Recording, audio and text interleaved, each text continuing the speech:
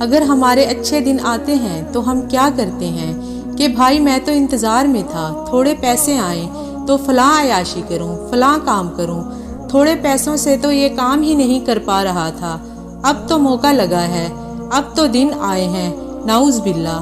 جس کو اللہ نعمتیں دیتا ہے، پیسہ دیتا ہے، وہ اللہ کی نافرمانی میں لگ جاتا ہے، اور جب کوئی آزمائش بھیجتا ہے تو ناشکری کہہ کر اور بعض دفعہ تو کفریہ کلمات بھی منہ سے نکال کر ایمان سے بھی ہاتھ دھو بیٹھتا ہے۔ ایسا نہیں ہونا چاہیے۔ عقل مند وہ ہے، یاد رکھنا، کہ رب جتنی عطائیں بڑھائے ہم اتنے سجدے بڑھائیں، ہم اتنے صدقے بڑھائیں۔ دیکھو دنیا میں کیا ہوتا ہے، ہمیں جب کوئی تحفہ دے تو ہم کہتے ہیں شکریہ، جزاک اللہ، دوسری بار تو ہم کہتے ہیں مہربانی، تیسری بار دے تو ہم کہتے ہیں یہ کتنا مہربان ہے۔ ناراض نہ ہونا چاہیے۔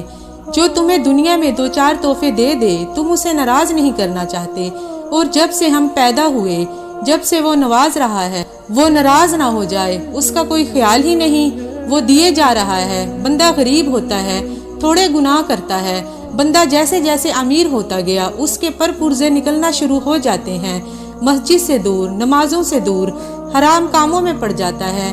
اے اللہ کے بندو، ہمیں تو رب نواز رہا ہے، ہمارے تو سجدے بڑھنے چاہیے، لیکن ہوتا کیا ہے، وہ عطائیں بڑھاتا ہے، ہم خطائیں بڑھاتے ہیں۔ جب اللہ ہمیں فراخی دے تو ہم شکر کریں، اور کوئی آزمائش آئے تو صبر کریں، یہی مومن کی نشانی ہے۔ اور اللہ تعالیٰ فرماتے ہیں کہ جب کوئی انسان بیماری میں صبر کرے، کوئی شکوہ نہ کرے، تو میں اسے ایسی شفا دیتا ہوں کہ وہ حیران ہو جائے، اور جب دنیا سے اٹھاتا ہوں تو اپنی رحمت کاملہ کے سائے میں لے جاتا ہوں، بخش دیتا ہوں۔ یہ تو بہت بڑی رحمت ہو جاتی ہے کہ بیماری آئی اور ساتھ سارے گناہ بھی لے گئی۔ ہر حال میں اللہ کا شکر ادا کرنا ہے۔